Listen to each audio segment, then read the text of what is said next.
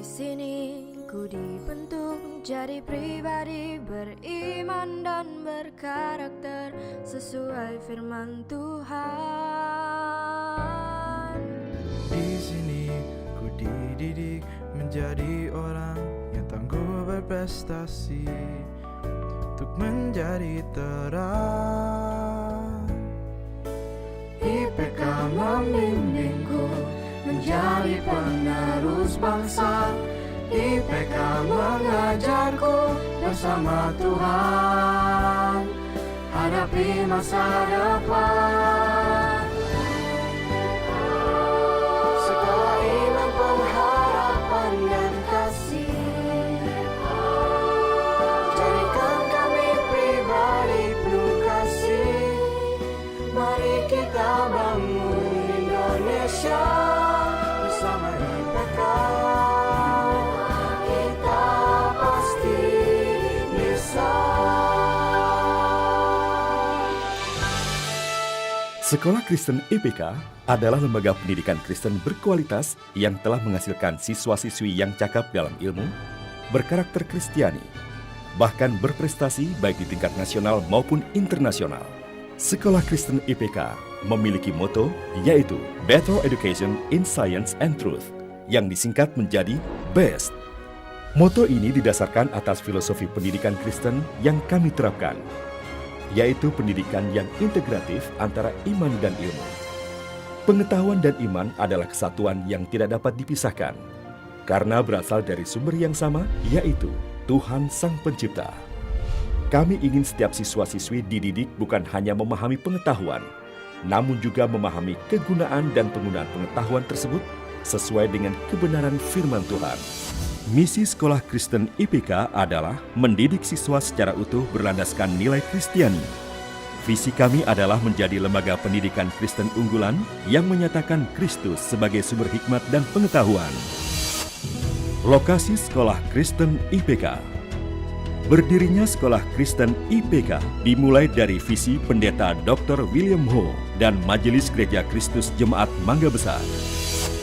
Sejak awal berdirinya pada tahun 1979, IPK telah berkembang dengan pesat hingga saat ini memiliki 13 lokasi di seluruh Indonesia dengan jumlah siswa lebih dari 10.000 orang, dari jenjang taman kanak-kanak sampai sekolah menengah atas. IPK Integrated Christian School (IICS) untuk mempersiapkan generasi muda menghadapi tantangan global. Yayasan IPK mendirikan IPK Integrated Christian School. IPK Integrated Christian School memiliki jenjang pendidikan dari taman kanak-kanak hingga sekolah menengah atas, menggunakan kurikulum bertaraf internasional dan menggunakan bahasa Inggris dalam kegiatan belajar mengajar.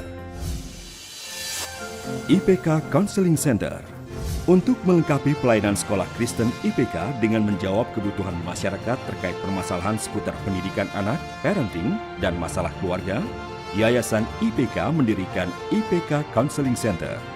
IPK Counseling Center menyediakan layanan, konseling, layanan psikotes dan asesmen, serta layanan seminar pendidikan dan parenting Kristen.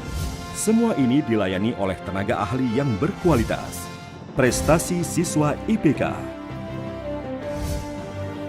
Hingga saat ini, Sekolah Kristen IPK telah melahirkan para siswa dengan prestasi yang mengagumkan, baik di tingkat nasional maupun internasional. Mari bersama membangun generasi yang berprestasi dalam pengetahuan, berkarakter Kristiani, dan mampu melayani sesama manusia dengan kasih, untuk menjadi berkat bagi keluarga, masyarakat, dan bangsa. Bersama IPK kita pasti bisa.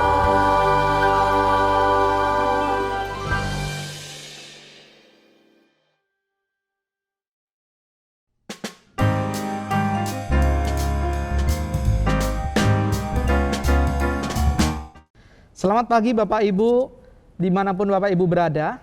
Kami berharap Bapak Ibu dan Saudara sekalian dalam keadaan baik dan sehat selalu. Kami sangat bersyukur hari ini dapat menyelenggarakan Open House Sekolah Kristen IPK Pluit. Dan kami juga sangat bersyukur walaupun di tengah pandemi seperti ini, masih ada teknologi yang bisa kita gunakan sehingga kita bisa berkomunikasi satu sama lain. Hari ini saya, Christian, dengan senang hati akan memperkenalkan Sekolah Kristen IPK Pluit kepada Bapak Ibu sekalian. Untuk itu, hari ini bersama dengan kita hadir Ibu Swiyani Sulistyo selaku Koordinator Lokasi Sekolah Kristen IPK Pluit. Halo, selamat pagi Ibu Swi, apa kabarnya? Selamat pagi Pak Kris, puji Tuhan baik Pak. Bapak gimana? Puji Tuhan, saya juga dalam keadaan baik Ibu. Ya. Hari ini saya akan berbincang dengan Ibu Swiyani dan akan mengajukan beberapa pertanyaan. Ya, mungkin pertanyaan ini juga menjadi pertanyaan Bapak Ibu sekalian. Nah, Bu Swi, Ya, Pak. apa sih peran Sekolah Kristen IPK Pluit untuk pendidikan? Yang pastinya Pak Kris, kehadiran Sekolah Kristen IPK Pluit itu untuk memberikan kontribusi ya untuk membangun bangsa dan juga negara, dan khususnya juga untuk menjawab kebutuhan pendidikan yang berkualitas. Nah, apa Bu maksudnya dengan pendidikan yang berkualitas itu? Berkualitas yang dimaksudkan dalam hal ini adalah Sekolah Kristen IPK Pluit itu memberikan pendidikan secara holistik. Jadi bukan saja berfokus kepada perkembangan potensi akademik, tetapi juga menekankan nilai-nilai dan karakter Kristiani, Pak. Juga mempersiapkan anak-anak kita untuk siap menghadapi perkembangan zaman, dan juga menolong anak-anak kita supaya mereka dapat menemukan rencana Tuhan dalam hidupnya. Wah, kalau begitu perannya besar sekali ya Ibu ya? Iya. Nah, Ibu Swi, dalam kondisi pandemi yang seperti ini, ekonomi kita tahu punya dampak yang besar ya, terdampak gitu ya. Dan orang tua saya pikir juga mengalami dampak ekonomi di masa pandemi ini. Namun, orang tua juga ingin agar pendidikan juga tetap dapat berlanjut. Nah, bagaimana Sekolah Kristen IPK Pluit menanggapi hal ini, Bu Swi? Ya, kita tahu bahwa pandemi ini cukup mempengaruhi kondisi Betul. daripada keluarga yang ada ya, dan sebagai bentuk kepedulian kepada orang tua terhadap kesulitan orang tua, maka Sekolah IPK Pluit juga memberikan harga yang spesial bagi murid-murid yang akan mendaftar ke sekolah IPK. Begitu Pak.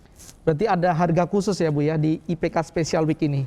Betul sekali. Jadi kita berharap sekali bahwa kesempatan ini juga menjadi satu hal yang juga bisa diambil oleh orang tua, begitu. Iya, betul sekali. Nah, Bapak Ibu sekalian, kita sudah dengarkan bahwa ada harga khusus di IPK Special Week ini. Nah, jangan lewatkan untuk segera mendaftar di Sekolah Kristen IPK Pluit, dan bisa mulai dari hari ini ya Bu ya mendaftarkannya ya? Oh, bisa Pak, bisa. Ya. Jadi mendaftarkan itu melalui websitenya IPK. Melalui website IPK.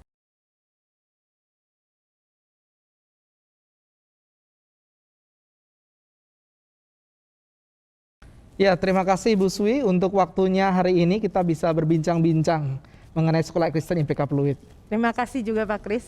Ya. Nah, sekarang kita akan mendengarkan lebih dalam mengenai kurikulum SD bersama dengan rekan saya, Ibu Ewit. Silakan Ibu Ewit. Terima kasih Pak Christian untuk kesempatan yang sudah diberikan kepada saya. Saya mau mengucapkan selamat pagi untuk Bapak Ibu yang ada di rumah atau dimanapun berada. Saya berharap kita semua dalam keadaan sehat. Senang sekali bisa bertemu dengan Bapak Ibu di acara talk show kali ini yang akan menggali informasi SD Kristen IPK Pluit. Saya juga akan memperkenalkan Ibu Lydia Herlijani sebagai Kepala SD IPK Pluit. Selamat pagi Ibu. Selamat pagi Ibu Ewit, selamat pagi Bapak Ibu orang tua. Senang sekali saya berjumpa kembali dengan Bapak Ibu orang tua terkasih di dalam Tuhan. Ya, baik Ibu, kita langsung bincang-bincang saja Bu ya. Silakan Bu. Nah Ibu, sekarang ini kan banyak sekali sekolah di Jakarta apalagi ya Bu ya, banyak sekali tentunya.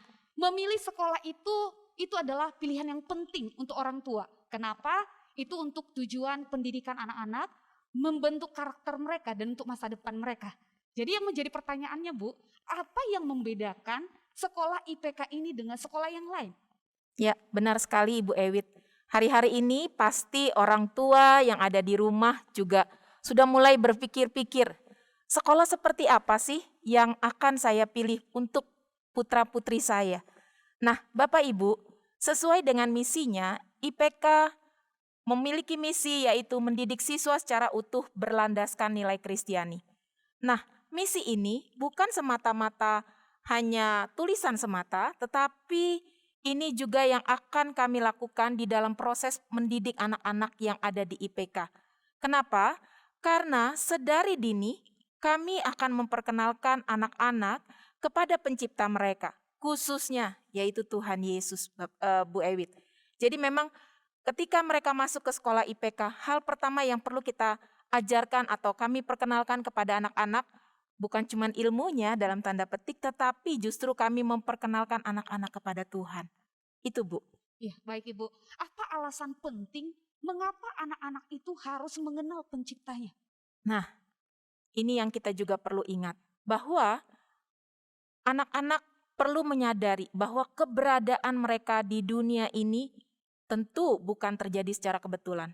Apa yang kita amati di lingkungan sekitar kita juga tidak ada secara yang kebetulan. Tapi mereka harus menyadari bahwa ada yang menciptakan. Siapa yang menciptakan kita? Siapa yang menciptakan alam ini? Siapa yang menciptakan tumbuh-tumbuhan, hewan, dan yang lain-lainnya? Nah, kesadaran seperti inilah yang kami ajarkan kepada anak-anak.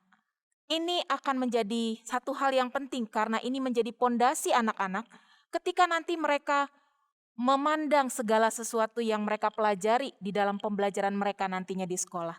Kenapa Bu? Contoh yang paling gampang adalah bagaimana kami mengajarkan anak-anak untuk bersyukur. Ketika mereka bisa bangun di pagi hari, apakah mereka bisa mengucap syukur, Tuhan terima kasih. Hari ini saya bisa bangun dengan tubuh yang sehat. Saya bisa ada, saya masih bisa menghirup udara yang segar hari ini. Atau ketika mereka memandang keluar, mungkin mereka bisa melihat di taman, ada banyak tumbuhan, bunga yang berwarna-warni. Siapa yang menciptakan? Tuhan. Dan bagaimana ketika mereka melihat bunga yang berwarna-warni itu, mereka bisa mengucap syukur kepada Tuhan. Wow, Tuhan itu luar biasa ya, bisa menciptakan bunga yang beraneka warna. Dan masih banyak hal lagi yang nanti bisa menjadi satu hal yang mereka kagumi dari pencipta mereka. Wah, luar biasa sekali Ibu ya. Saya setuju dengan apa yang Ibu katakan tadi bahwa seluruh kehidupan kita ada dalam kendali tangan Tuhan. Betul Nah, sekali. Bu, saya mau tanyakan lagi nih, apa yang menjadi tujuan pembelajaran di IPK selama ini? Iya, tujuan pembelajaran kita tentu yang tadi saya sampaikan di dalam misi IPK tadi mendidik siswa secara utuh. Utuh dalam arti mereka memiliki pengetahuan tentu sebagai anak Tuhan, atau kami juga berharap bahwa murid-murid yang nanti lulus dari IPK, mereka memiliki pengetahuan yang cukup baik Bapak Ibu. Dan bukan hanya itu, terlebih penting adalah pondasi yang kami tanamkan tadi, yaitu kebenaran firman Tuhan. Kenapa?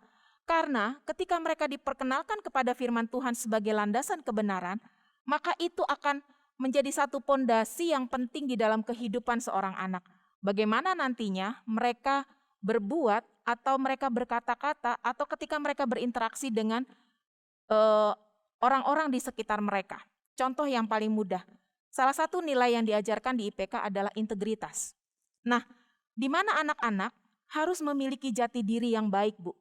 Karena kadang-kadang ketika kita diperhadapkan pada nilai ini, ya kita bisa tahu ya sekarang bagaimana sulitnya kita punya memiliki integritas ya. Contoh yang paling gampang, apakah anak-anak kita akan berani untuk tampil beda? Kalau anak-anak lain, pelajar-pelajar lain misalnya, di dalam ulangan mereka menyontek, apakah anak-anak kita berani untuk tidak menyontek?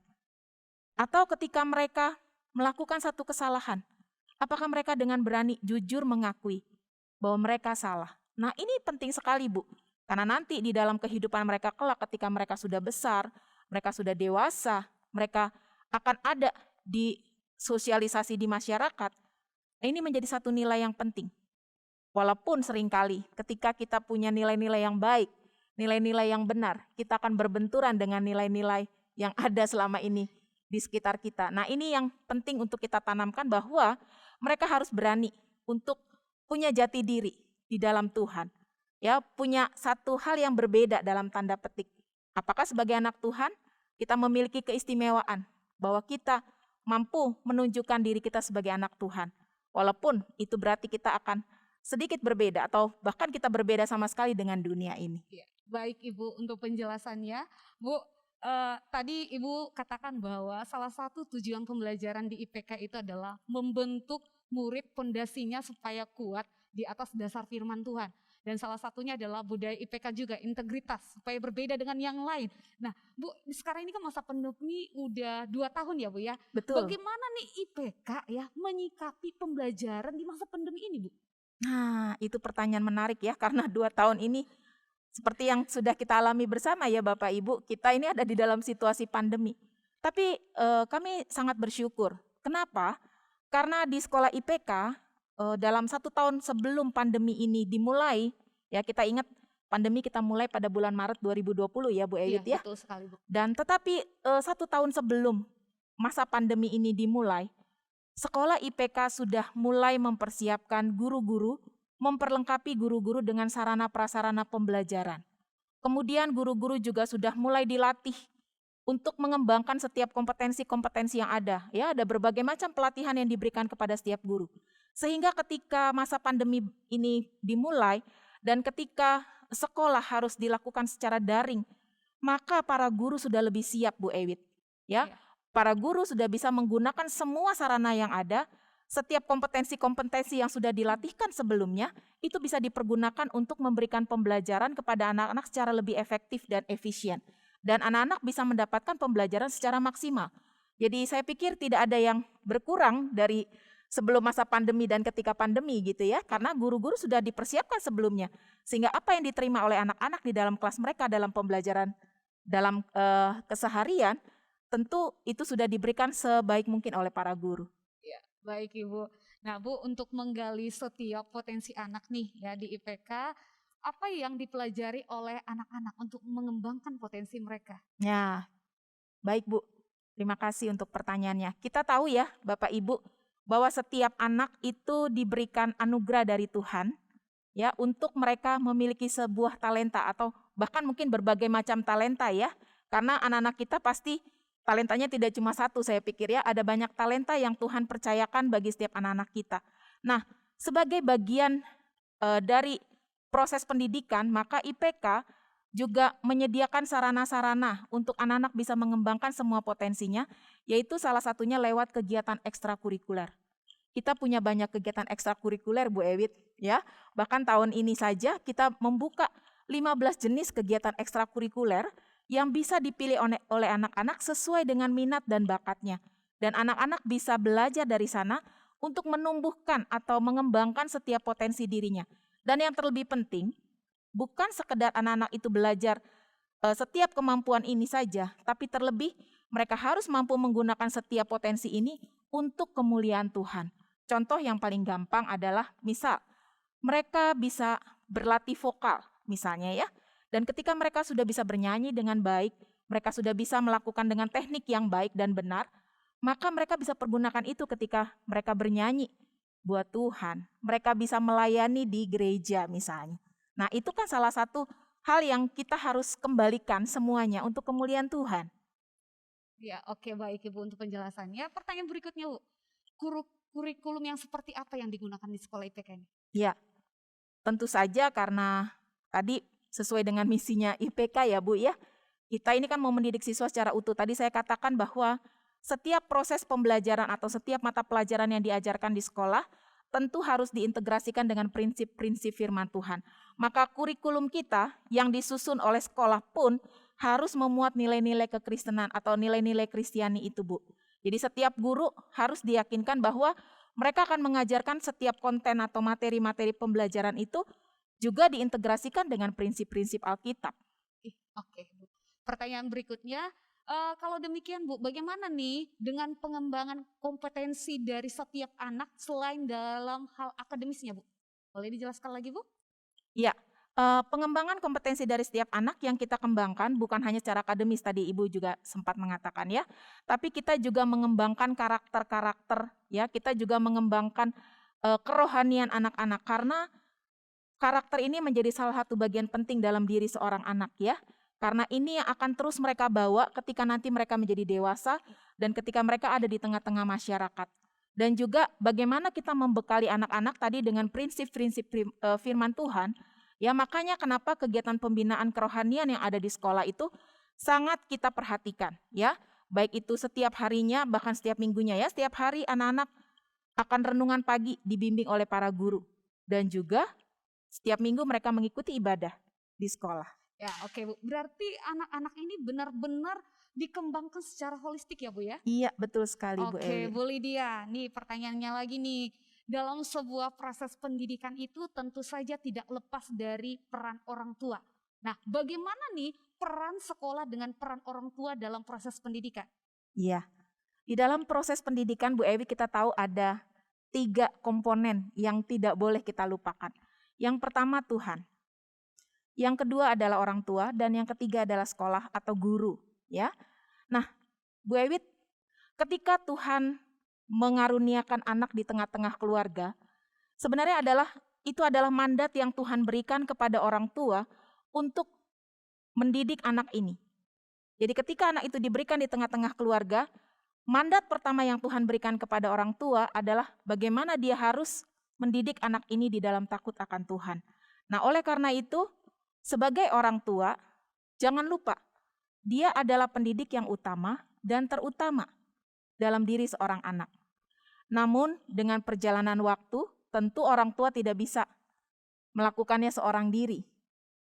Dalam proses selanjutnya, orang tua juga butuh partner, butuh rekan. Ya, dalam hal ini kemudian orang tua berpartner dengan sekolah atau dengan guru untuk bisa menumbuh kembangkan seluruh potensi yang Tuhan berikan bagi anak ini. Nah, tetapi juga jangan lupa bahwa guru itu adalah orang tua kedua dalam diri seorang anak. Oleh karena itu penting juga seorang guru yang mendidik anak ini harus juga punya dasar firman Tuhan yang benar. Karena sebagai guru, dia harus juga punya relasi yang baik dengan Tuhan. Dia harus punya hubungan yang benar dengan Tuhan. Supaya ketiga komponen tadi bisa bersinergi dengan baik. Ya, Tuhan memberikan mandat kepada orang tua juga bersinergi dengan sekolah, dan guru juga harus punya hubungan yang baik dengan Tuhan. Nah, ketika ketiga komponen ini bisa bersinergi dengan baik, kita bisa melandaskannya semua kepada Tuhan, maka saya percaya dalam diri seorang anak bisa berkembang dengan luar biasa. Ya, amin Ibu. Halo, salam kenal, salam sehat selalu. Nama saya Maureen, saya ibu dari Chris, siswa kelas 5 SD IPK Pluit. Sebagai orang tua, saya ingin anak saya tumbuh menjadi anak yang berprestasi dengan kepribadian yang baik. Pertimbangan itulah yang mendorong saya untuk menyekolahkan Chris di sekolah IPK. Cara pembelajaran IPK sangat adaptif dan sesuai dengan perkembangan zaman, di mana tidak berfokus hanya pada buku, tetapi juga dikombinasikan dengan tugas-tugas praktik lainnya. Selain itu, dalam mengerjakan tugas praktik, biasanya anak-anak harus melakukannya dalam berkelompok dan harus melakukan presentasi setelah tugas itu selesai. Dengan pengaturan ini, sejak dini, kemampuan untuk public speaking dan juga berinteraksi dengan orang lain diasah. Pada saat masuk ke masa pandemi, sekolah IPK dengan cepat menerapkan sistem Jimit yang sangat-sangat memudahkan murid dan juga orang tua, di mana semua tugas bisa terkontrol, materi juga bisa dilihat dengan cepat, dan anak-anak jadwal pembelajarannya sudah tertata sedemikian rapinya. Ada 3 hal yang saya mau apresiasi dari IPK. Yang pertama adalah dengan dilakukannya tes DISC yang membuka wawasan kami sebagai orang tua untuk memahami lebih dalam lagi bagaimana karakter anak kami, dan akhirnya kami bisa menyesuaikan parenting style kami. Dan yang kedua adalah IPK melakukan vaksinasi bagi orang tua dan murid. Dan yang terakhir adalah pada saat pembelian buku pelajaran, semua dilakukan dengan online, dan bahkan IPK mengirimkan buku tersebut dengan Gojek ke rumah kami. Itu sangat membantu sekali. So, secara singkat, terima kasih IPK, thumbs up. Terus. Shalom, saya adalah salah satu orang tua murid dari SD IPK Pluit.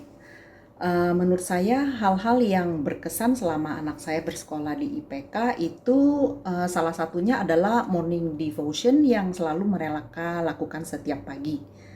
Karena melalui renungan ini anak-anak selalu diajarkan dan diingatkan tentang kehidupan Kristiani, dan menurut saya ini sangatlah penting buat anak-anak bisa membangun karakter yang imani. Saya juga sangat terkesan dengan IPK yang lebih menerapkan positive reinforcement daripada negative reinforcement. Jadi di mana anak-anak itu apabila melakukan suatu kesalahan itu dihukum atau dimarahin, anak-anak lebih dihargai atas kelakuannya yang baik atau apabila mereka melakukan sesuatu yang benar. Sebelum pandemi ini anak-anak biasanya selalu diberikan PIN yang tertulis misalnya bertanggung jawab, tekun, sering menolong orang lain gitu. Jadi menurut saya itu sangat berguna bagi anak-anak yang melakukan hal positif itu, karena mereka akan merasa lebih dihargai, dan itu juga akan memberikan contoh kepada anak-anak lain untuk mau melakukan hal yang sama daripada hanya dihukum dan dimarahin saja begitu. Saya juga suka banyak kegiatan-kegiatan yang dilakukan untuk anak-anak dan orang tua. Salah satunya itu Family Day. Jadi di sini itu kami orang tua diundang dan bersama anak-anak kita bisa melakukan kegiatan bersama-sama. Jadi semacam lomba gitu. Karena menurut saya sekarang ini sudah tidak banyak kesempatan di mana orang tua sama anak-anak bisa bekerja sama, bermain bersama-sama pada saat bersamaan, have fun untuk berlomba bersama teman-teman yang lain gitu. Jadi sangat bersyukur bisa berpartisipasi dalam acara-acara seperti ini. Nah, jadi menurut saya itu sekolah yang mempunyai guru-guru yang baik dan bisa mengajar dengan baik itu pasti tentunya banyak. Tapi apakah guru-guru itu bisa membantu anak-anak dalam karakter building yang baik, yang berbasis Kristiani? Saya rasa tidak banyak. Jadi IPK itu salah satu sekolah yang baik yang bisa membantu anak-anak untuk menerapkan karakter imani dan Kristiani. Terima kasih. Halo, nama saya Luisko. Saya sekolah di IPK Pluit. Dari TK, sekarang saya sudah kelas 2. Saya senang bisa sekolah di IPK Pluit karena guru-gurunya sabar dan menyenangkan, dan juga teman-temannya seru. Dan ada Bible story tentang Tuhan Yesus. Pengalaman yang saya paling ingat adalah saat saya menaiki mobil pemadam kebakaran saat TK. Karena ada virus corona, saya sekolah lewat Jimit. Tapi tetap seru. Ibu gurunya mengajar dengan semangat, tidak membosankan. Terima kasih IPK sudah kasih yang terbaik untuk saya. Tuhan Yesus memberkati. Nah ini Bu, pertanyaan terakhir nih Bu ya. Dalam proses tumbuh kembang anak itu tidak selalu mulus ya Bu ya. Kita aja dalam kehidupan kita tidak selalu mulus. Ada aja ya yang kita alami dalam kehidupan kita. Nah untuk IPK ini Bu, bagaimana sekolah IPK membantu anak-anak yang mengalami kendala dalam kehidupan mereka? Ya. Bisa dijelaskan? Oke. Saya ingat ada satu ayat di dalam firman Tuhan, di dalam Amsal 17 ayat 17, yang mengatakan begini, seorang sahabat menaruh kasih setiap waktu dan menjadi seorang saudara dalam kesukaran. Apa maksud dari ayat ini? Saya percaya bahwa ketika anak-anak itu ada di dalam sekolah kita, seorang guru harus mampu menjadi sahabat bagi mereka. Seorang guru harus bisa tahu namanya sahabat, berarti kan mereka sering komunikasi. Mereka sering saling satu sama lain saling tahu begitu ya. Sehingga ketika seorang anak kemudian hari ini misalnya biasanya dia ceria, happy. Ketika tiba-tiba hari ini dia murung, dia sedih, maka seorang guru harusnya peka, akan tahu apa yang sedang dialami oleh anak ini.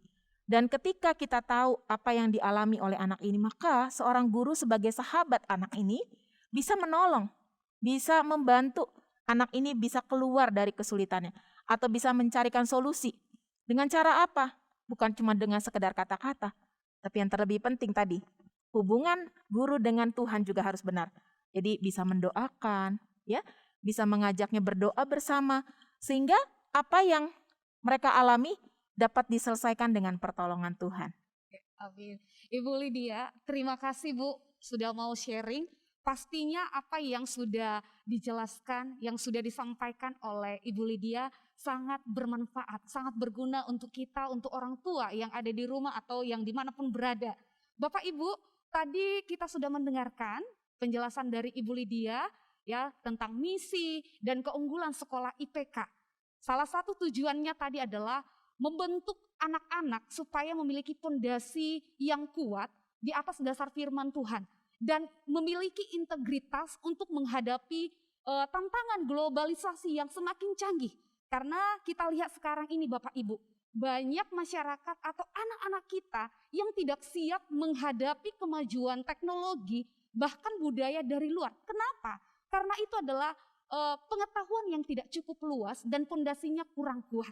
Nah, Bapak Ibu, walaupun masa pandemi sekarang ini, ya sekolah IPK tetap memberikan yang terbaik. Proses pembelajarannya berlangsung secara baik. Karena setiap penanggung jawab sekolah IPK, baik itu korlog, kepala sekolah, guru, bahkan staf, telah mempersiapkan sarana dan prasarana pembelajaran secara online dengan baik. Jadi Bapak Ibu, jangan bingung, jangan khawatir, mau memilih sekolah di mana. Yuk mari bergabung di sekolah IPK, di IPK Fluid, silakan daftar anak Bapak Ibu di sekolah ini. Kami siap membentuk anak Bapak Ibu menjadi anak yang takut akan Tuhan, berintegritas, berkualitas, bermartabat, dan tentunya rendah hati. Sebelum saya tutup talk show ini, saya mau berpantun. Burung irian, burung cendrawasih. Cukup sekian talk show hari ini. Terima kasih. Selamat pagi Bapak Ibu. Bye. Bye.